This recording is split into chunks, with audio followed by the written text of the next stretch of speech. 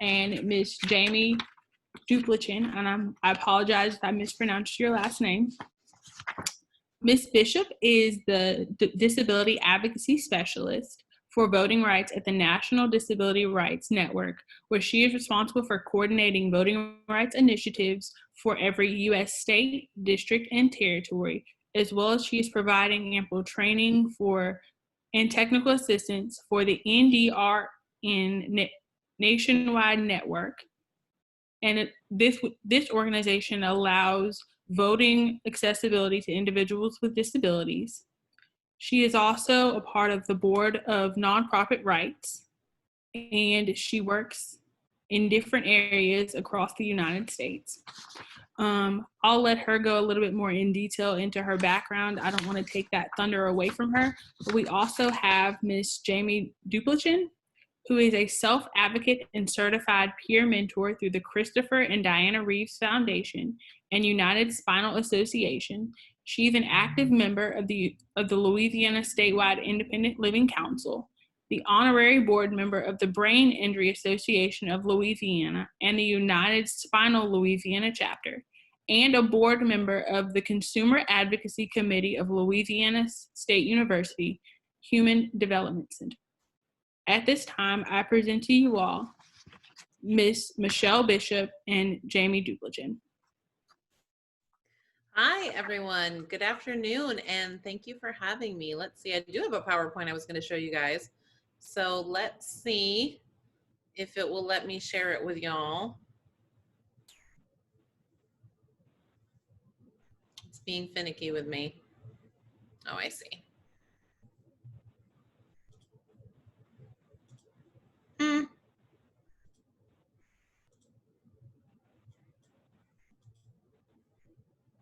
Let's see. It is not. Are you all able to hear me? Yes, ma'am. Oh, good. Whew. Okay. That made my computer freeze for a minute. So here's what we're going to do. I'm going to talk you guys through it, and I can go ahead and share that with you all later. We've been having storms across Northern Virginia, and so my internet's a little finicky right now. Michelle, this is Bambi. I could share it for you. It's always better for you to do it, but I can share it if you. That'd be lovely if you could. Yeah, if you don't mind. Yes, I'm so sorry. We've been having terrible storms every day, and so. Oh, wonderful! Thank you so much. Oh. Perfect. Thank you. I am grateful. So as you heard, my name is Michelle Bishop, and I'm the Voter Access and Engagement Manager at an organization called NDRN, or the National Disability Rights Network. We are a national membership association. Actually, I bet you that's in the slides. So I'm going to talk today about accessible elections and also a little bit about COVID-19, of course, and how that's impacting accessibility. And, you know, just a minor little election you may have heard about happening in 2020, I'm sure. So can you take me to the next slide? Is that it? Or did I go too far? No, that's perfect. And I'm so sorry to make you click my slides. I appreciate it. So as I said, the National Disability Rights Network is a nonprofit membership association. We represent the federally mandated protection and advocacy, or P&A systems for individuals with disabilities. If you are not familiar with that whole network, your affiliate is actually Disability Rights Louisiana, and I bet you all know them very well. But my role at NDRN is to provide training and technical assistance to all of our organizations. There are 57. So just like Disability Rights Louisiana, there is a sister organization in all of the other states. We're in each of the 50 states, the District of Columbia, each of the 5 territories, and the bonus 57th is actually the Native American Disability Law Center in the Southwest that represents Native Americans with disabilities. All right, let's move to the next slide.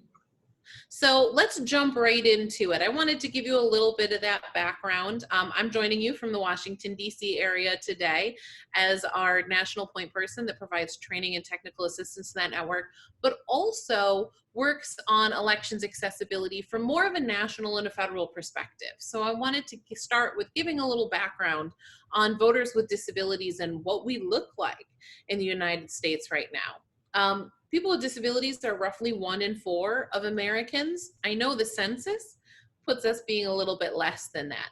But both the CDC, the Centers for Disease Control and Prevention, and Pew Research Center actually believe people with disabilities are more like 25% of the total population. There are, according to Rutgers University, over 35 million eligible voters with disabilities in the United States right now. If that sounds like a lot, that is a huge number.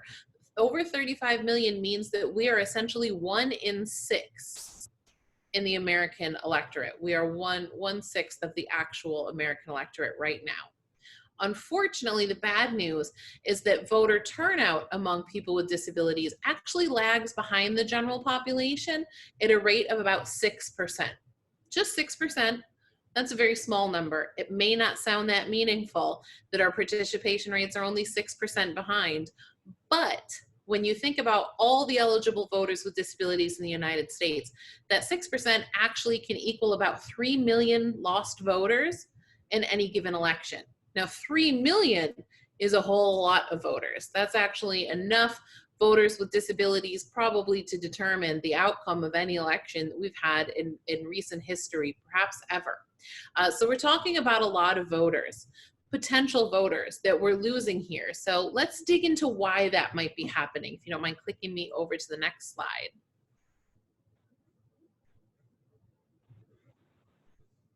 All right, so first let's talk about the accessibility of elections. And we'll start with the current state of polling place access.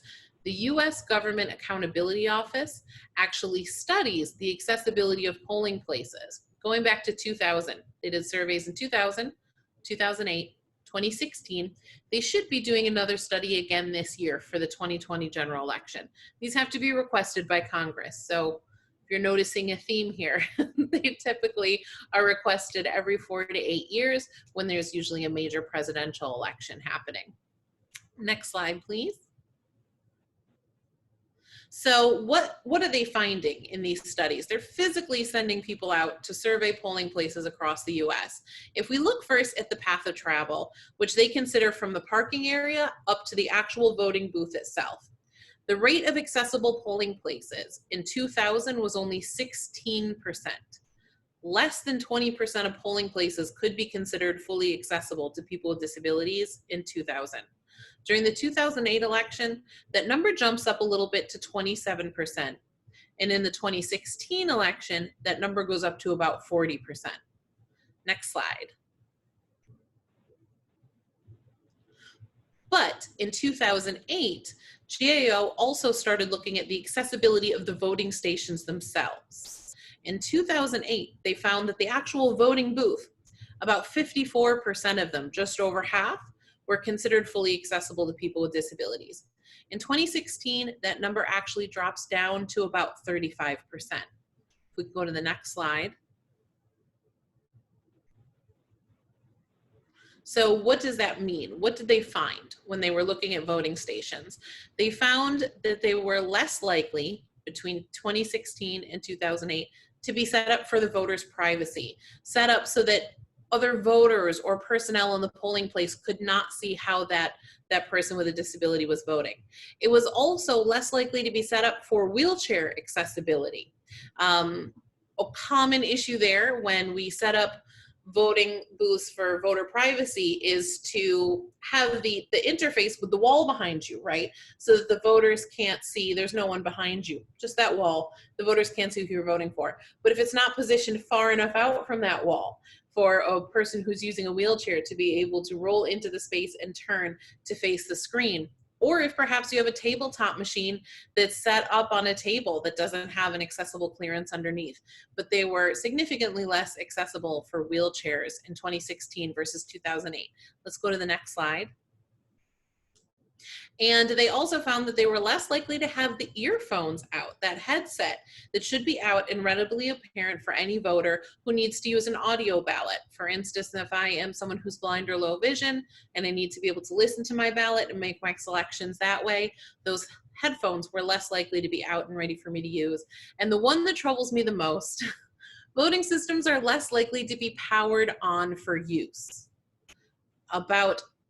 There was about a 2% increase in voting machines that were present in the polling place, but they had not been turned on and set up by poll workers for voters with disabilities, or any voter for that matter, to be able to use them. Let's go to the next slide. So the bottom line in all of this that we find is that overall, pre-COVID-19, polling places are slowly becoming more accessible in terms of the location itself. We went from less than 20% to about 40% of polling places being considered architecturally accessible. They're compliant with the Americans with Disabilities Act.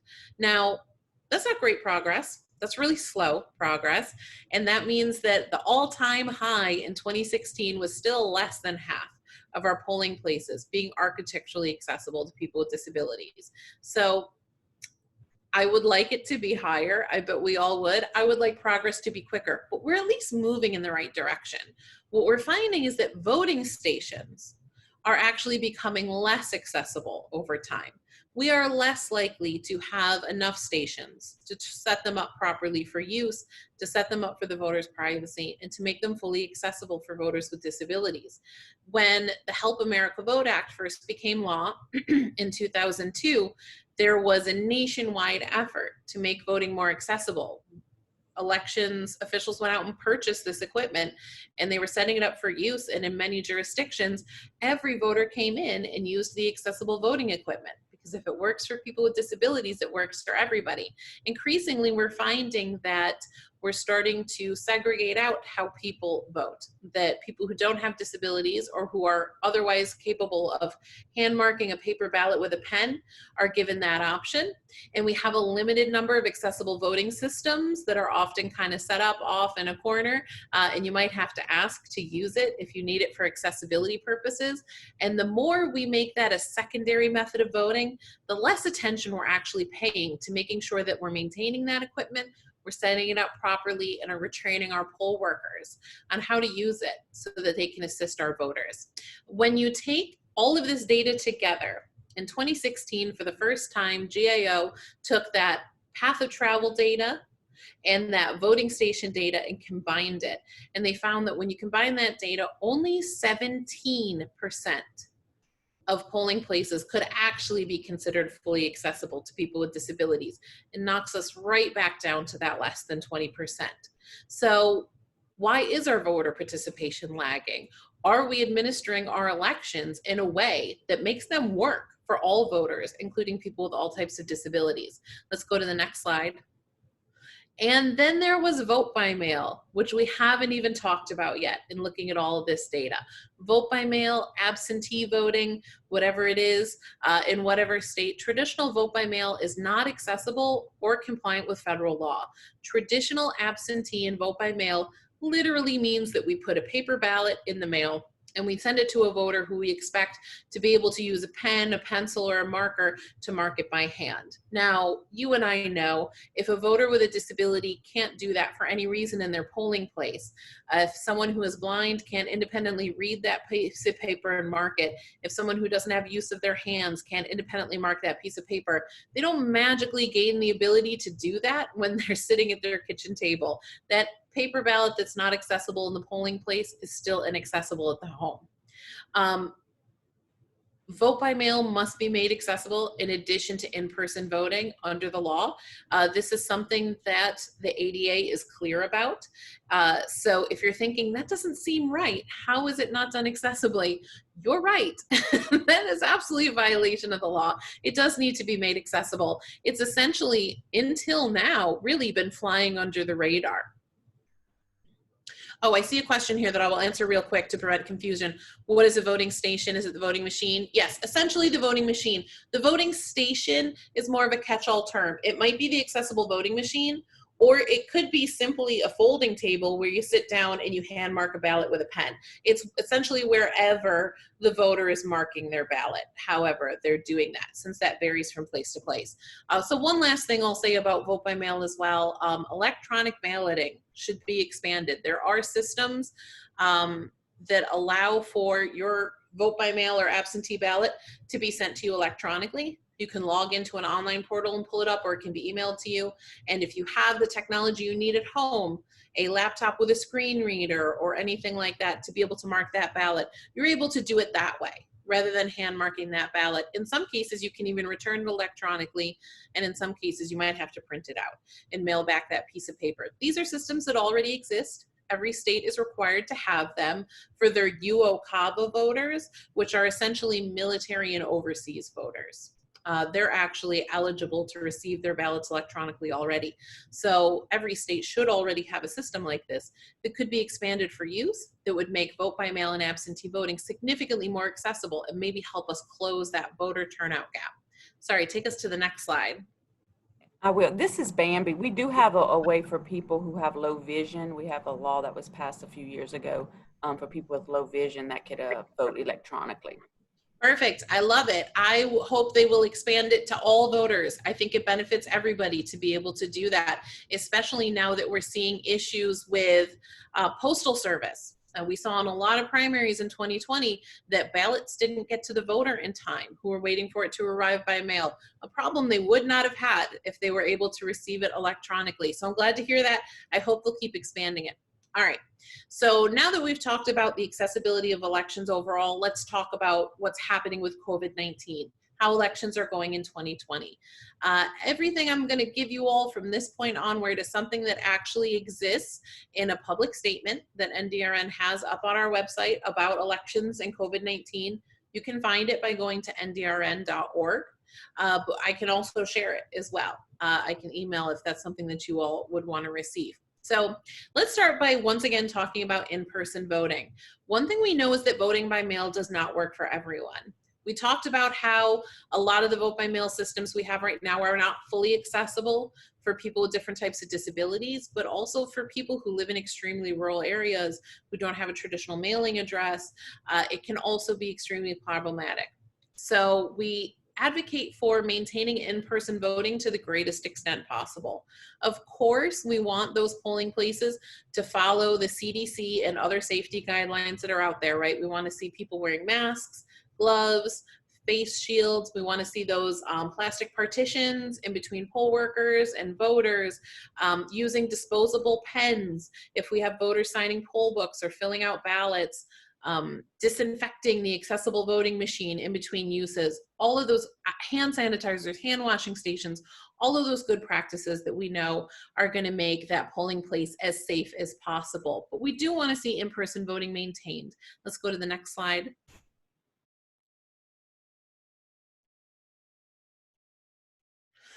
We also understand that there are not going to be enough polling places in 2020. It's very unlikely. In part of that is for very good reason. Polling places, you know, are voluntary. They're not required to serve. And there are some that we agree should not serve as polling places in 2020. If it's common that you're using residential facilities, nursing homes, places like that, these typically make great polling places because they're more likely to be ADA compliant, and it makes voting really easy for the folks that live there who don't have to do an absentee ballot or try to get transportation to the polling place. They can just go downstairs. Right now, those facilities have a very real obligation to protect their residents, and if they're unwilling to open their doors and let in the general public for voting, I would absolutely support them in that. So we know that there's going to be a polling place shortage. The thing I want to stress despite that is polling locations are required to be ADA compliant no matter what. So even with a limited number of polling places, we got to try to pick our rock star accessible locations and make them work. Let's go to the next slide. Of course, if the polling places may be moved, we want to look at maintaining proximity to previous locations as much as possible and transit options whenever possible. We don't want polling places, if they have to be moved, to move too far where they're difficult to get to or away from public transit, which is going to make them significantly harder for some voters to get to.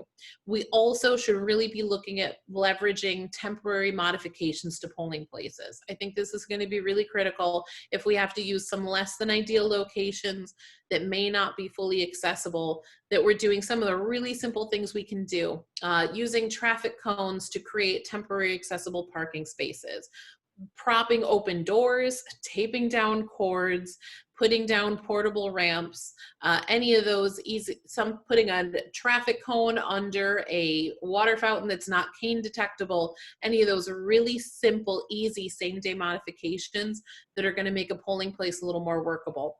One of the things I worry about is that some of our elections officials are really well versed in what some of those easy modifications are, and some less so, because this isn't necessarily their world. Trust me, they've got enough. I know that they have enough to know in terms of running elections without being an expert in the ADA as well.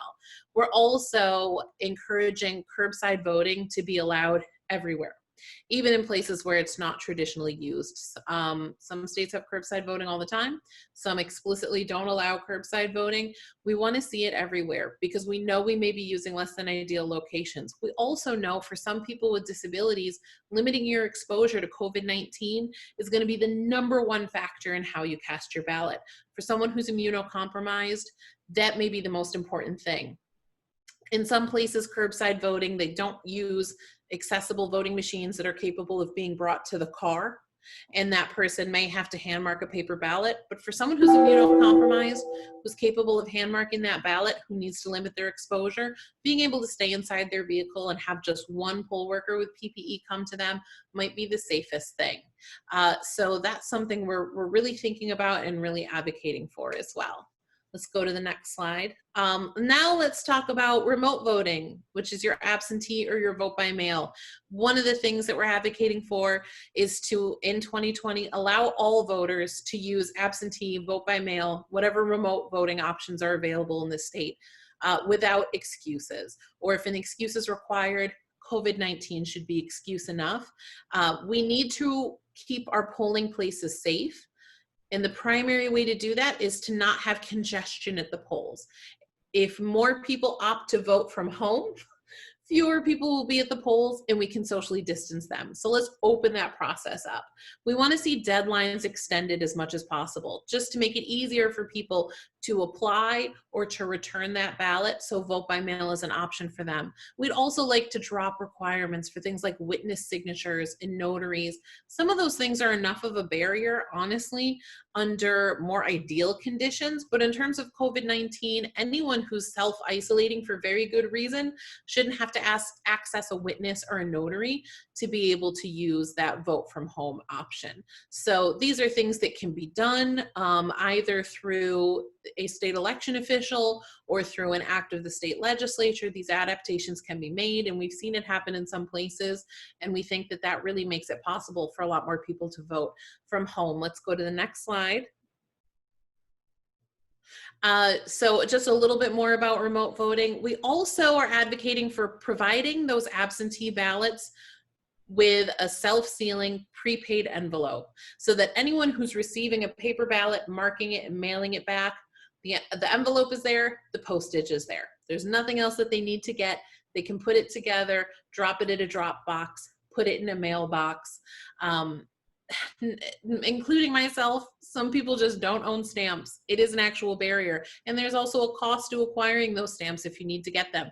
And we're not really supposed to have any processes that add extra cost when it comes to voting.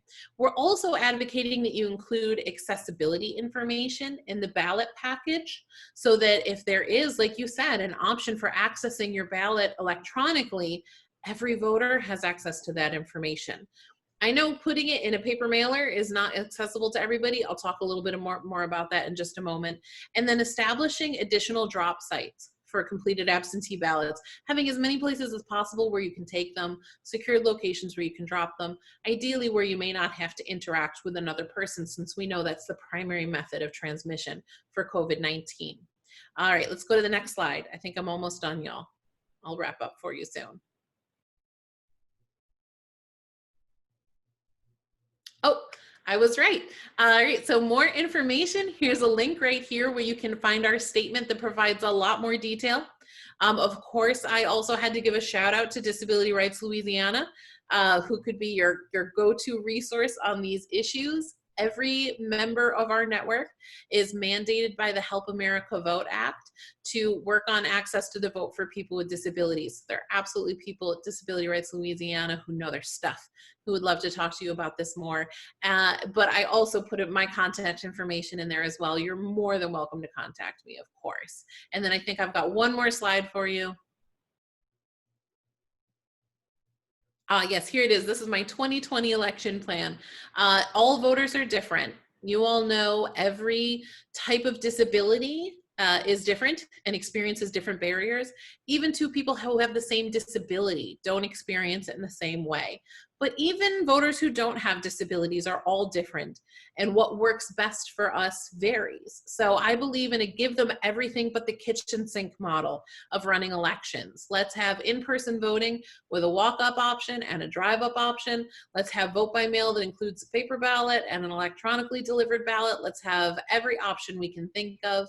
I'd love to see early voting and extended hours to reduce congestion, all those things, so that we can make this work for as many voters as possible. But the last thing I want to stress, we always want to see a robust voter education and notification plan that includes multiple accessible formats. There are so many changes happening to how we run our elections, and they are happening so very quickly that we really have to be able to let voters know what's going on. It cuts down on the confusion and the intimidation, and it makes sure they know what their accessibility options are. So we really want to see, mail notifications going out, but elections officials also typically have email addresses and cell phone numbers that they can use to email and text alerts.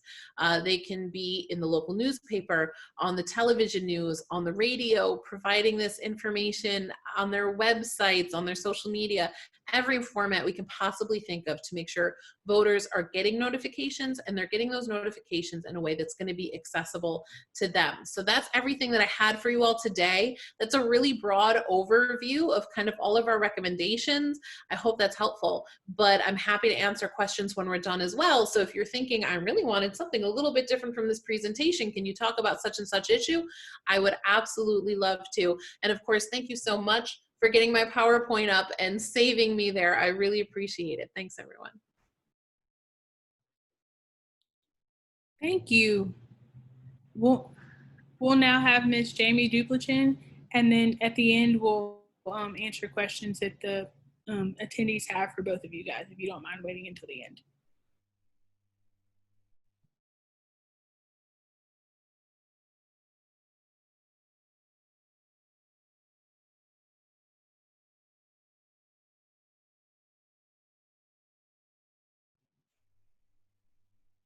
You're muted, Ms.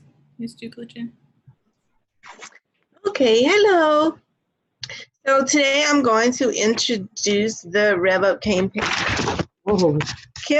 in REVUP, Louisiana to you guys.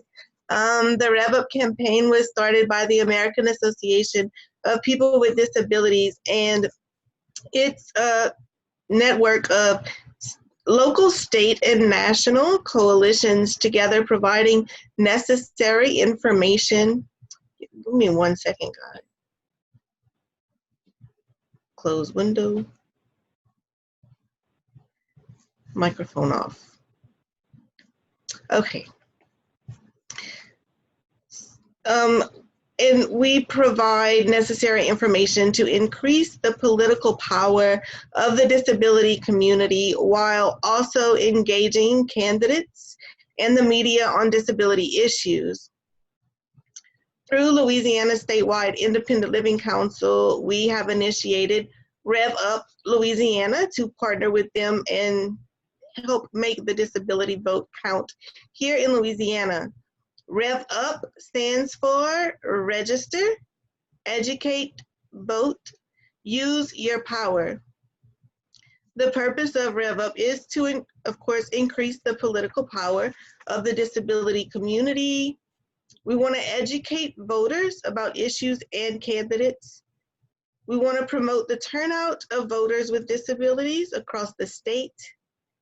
We want to engage our candidates and the media on the issues that are affecting the disability community. And we want to protect voters' rights to participate in elections. As I mentioned previously, REVUP stands for Register, Educate, Vote, Use Your Power. And I'll start by giving you some information on our first step, which is to get registered. Louisiana does have a disability program, which, well, it's for individuals who wish to vote but have a disability requiring either assistance or making it impossible for the individual to appear in person and vote either early or on election day. In order to be eligible for this program, you must have a physical disability or not be able to appear in person to vote either early or on election day. Due to being homebound, and senior citizens who are 65 or older and who have previously voted in the parish they are applying in are eligible for the program. You must show proof of disability, which would be a form filled out by your physician, an ID, and you can get all of this information on the govote.com page, which is GEAUXVOTE.com.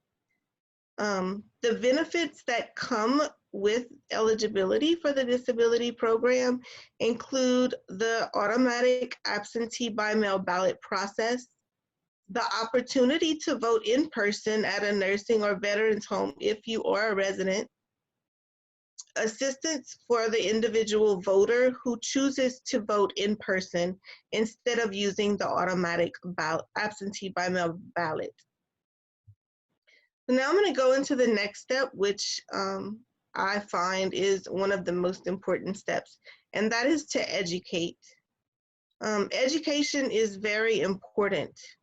We, as voting individuals, must educate ourselves on the candidates and what they support. But we must also educate our candidates on the issues that most affect us. Before I got really involved in the advocacy world, I would have never dreamed of picking up the phone and calling a legislator and planning to meet with them about anything. I didn't want to get involved in any type of politics. But once I got involved, I realized that they are here to serve the people of the state, and they want to know. It's very important to educate them because they don't know everything. And we get upset because things aren't going our way, but a lot of times it's because they may not know what our needs may be throughout the disability community. And so it's up to us to say, hey, this is an issue and it's not only affected me, but we need to discuss it. And they are happy to. They're even happy to have lunch or a cup of coffee with you. And then of course, now that we're registered to vote and we educated ourselves and our candidates on the issues that affect us, we must get out there and vote. Like Justin Dart said, we must vote like our life depends on it, because it does. Some of the websites that you can go to educate yourself on different candidates would be the Go Vote page, which is GEAUXVOTE.com, ballotpedia.com, BALLOTPEDIA.com, politics1.com, POLITICS1.com, opensecrets.org. And if there's an election about different policies, there's actually a website you can go to that will explain to you what happens if that policy is passed or not. And that is the Public Affairs Research Council of Louisiana, and it is parlouisiana.org. Any questions?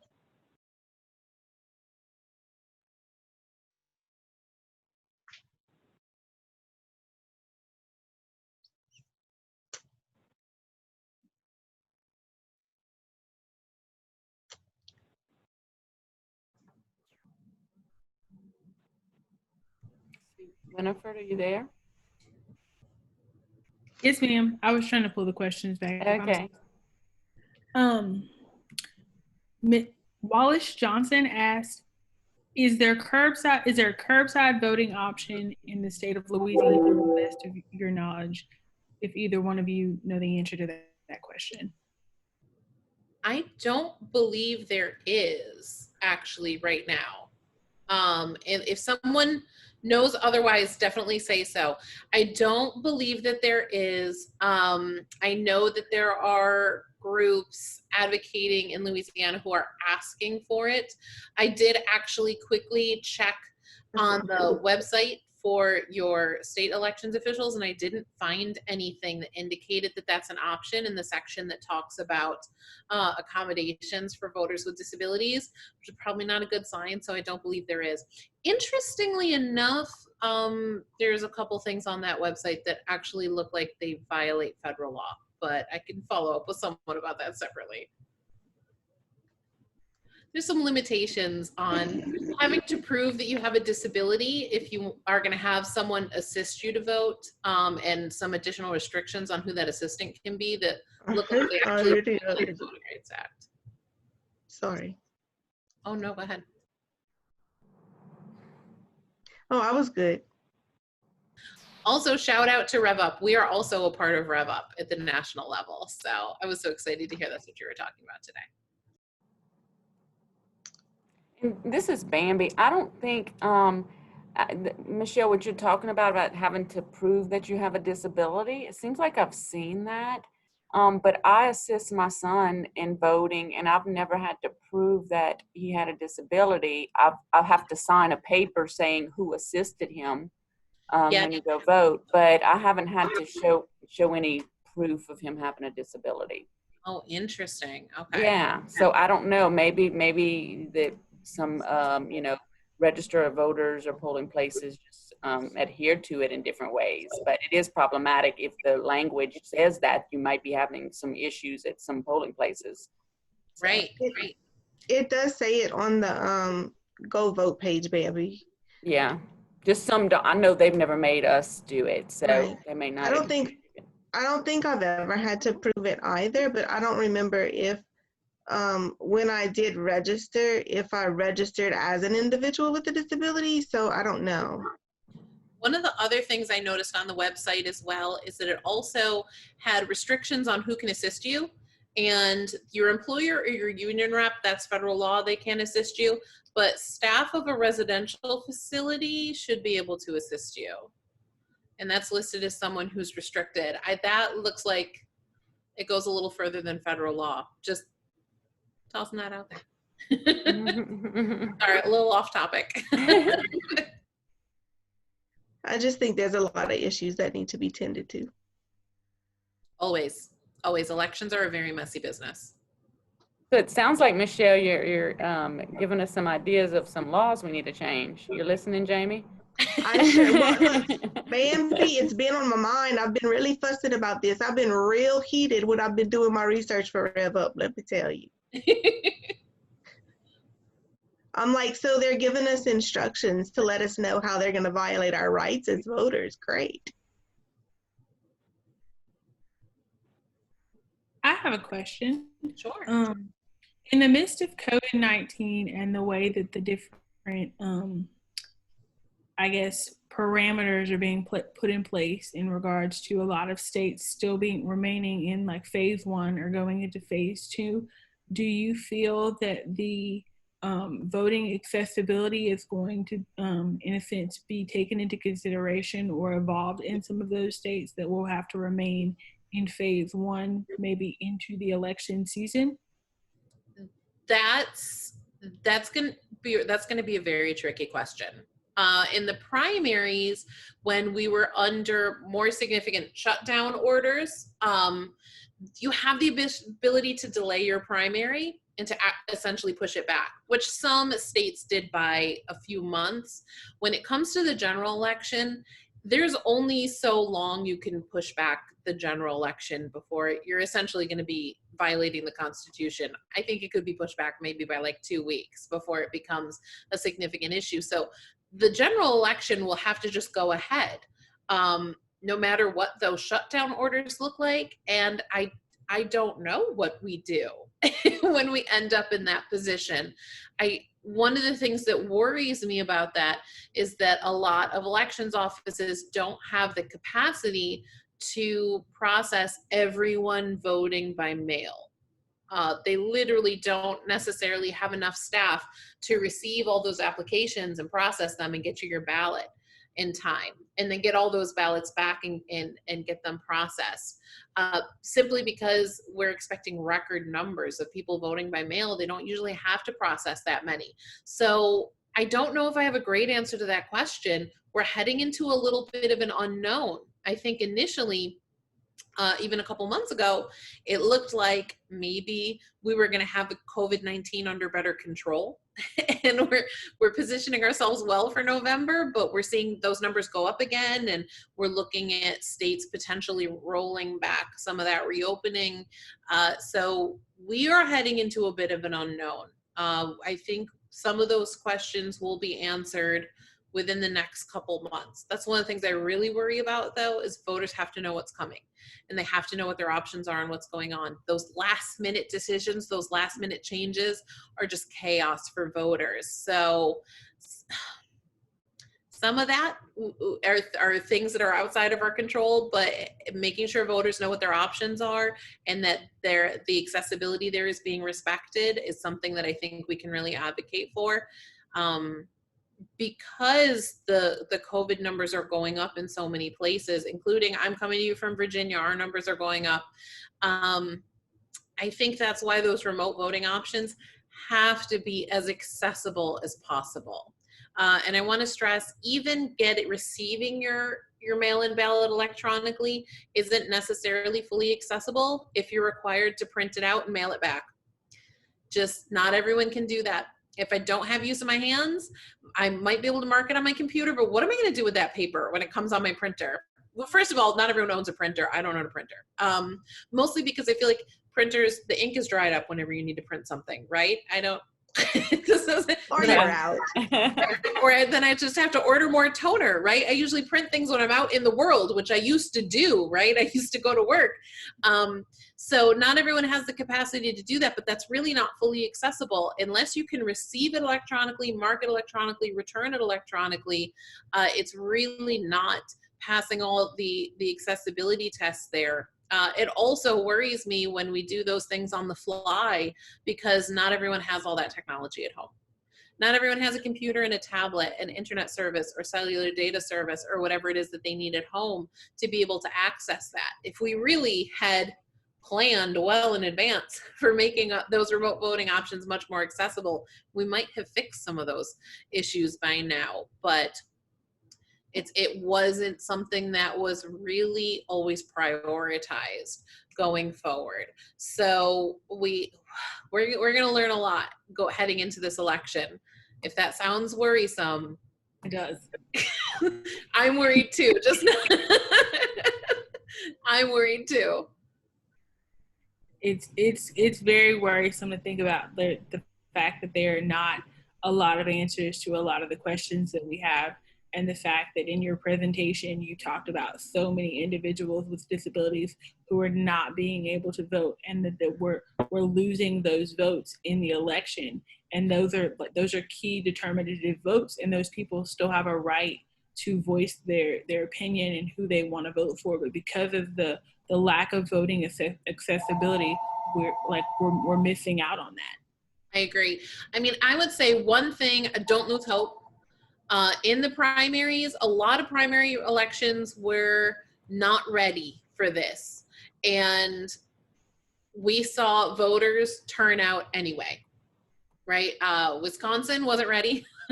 Wisconsin was like the test case for, are we ready to have in-person voting during COVID-19? And they ended up with lines of voters that were several city blocks long because they were trying to socially distance them. But that's because those people wanted to vote, right? They turned out anyway. So I think, 2020 is showing us the vulnerabilities and how we run our elections and the accessibility of our elections, but it's also showing us that voters want to have their voices heard. So I think I really take heart in that, and that's kind of keeping me going this year. And I think we can generate that among people with disabilities. Like, yes, there are barriers. There shouldn't be, right? It's wrong that it's not fully accessible. It's wrong that you have to get over these barriers. It's wrong you have to go and advocate for yourself when you go to vote.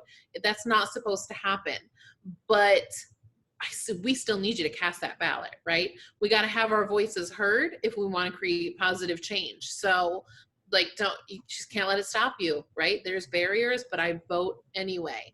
And I think if we can instill some of that in our community for people with disabilities, like, I think we can, let's go for lack of a better term, let's get them revved up, right? Let's get them revved up to use their power. Miss Kathy Dwyer said you have to register in advance of voting if you need assistance, and that's on the SOS website. So if anybody would, well, I'm sorry, Winifred, I didn't mean to cut you off. Oh, no, you're fine. Go ahead. It does say that on the Secretary of State, but it also says that if you go the day of early voting or on the election day and you do need assistance, there should be a form that you can ask for and fill out. Now, it doesn't state that you would have to bring anything with you, but, and like Ms. Bambi said, you know, most places hasn't required her to prove disability, but if you haven't done it prior to that day, I would just bring something that shows some proof of disability just in case that particular polling place, I was asking for it. And they should have a form for assistance for you to fill out so you are able to vote on that day. Okay, and just for clarification, you have to fill out the form prior to receiving the assistance? Well, so it says on the website that you're supposed to apply that like in advance for assistance when voting.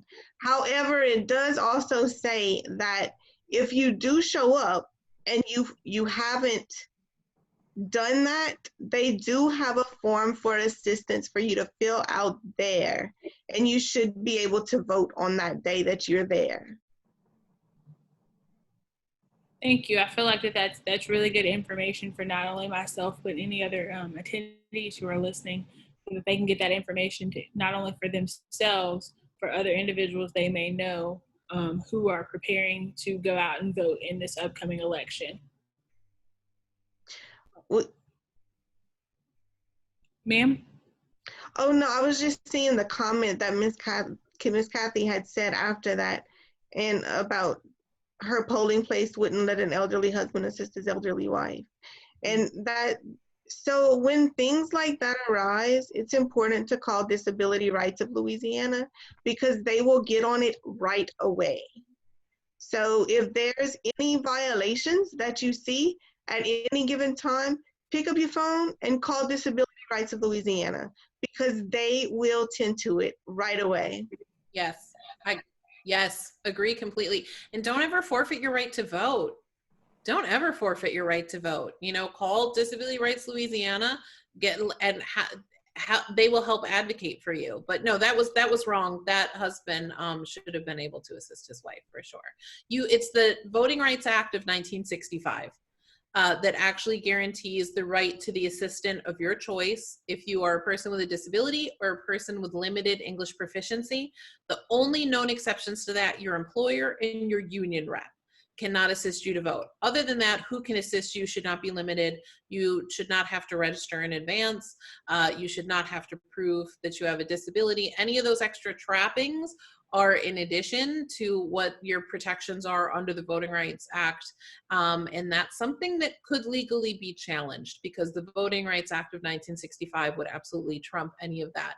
And that is the famous piece of civil rights legislation for which Congressman John Lewis was almost murdered on Bloody Sunday, marching in Alabama to have passed. And that provides us that right. So that's something that could be challenged, but as an individual voter, definitely call Disability Rights Louisiana for sure. And Miss Andrea Lowe said that we have to be careful not to violate the law in regards to the civil rights law in regards to voting. Asking whether a person has a disability can be an issue.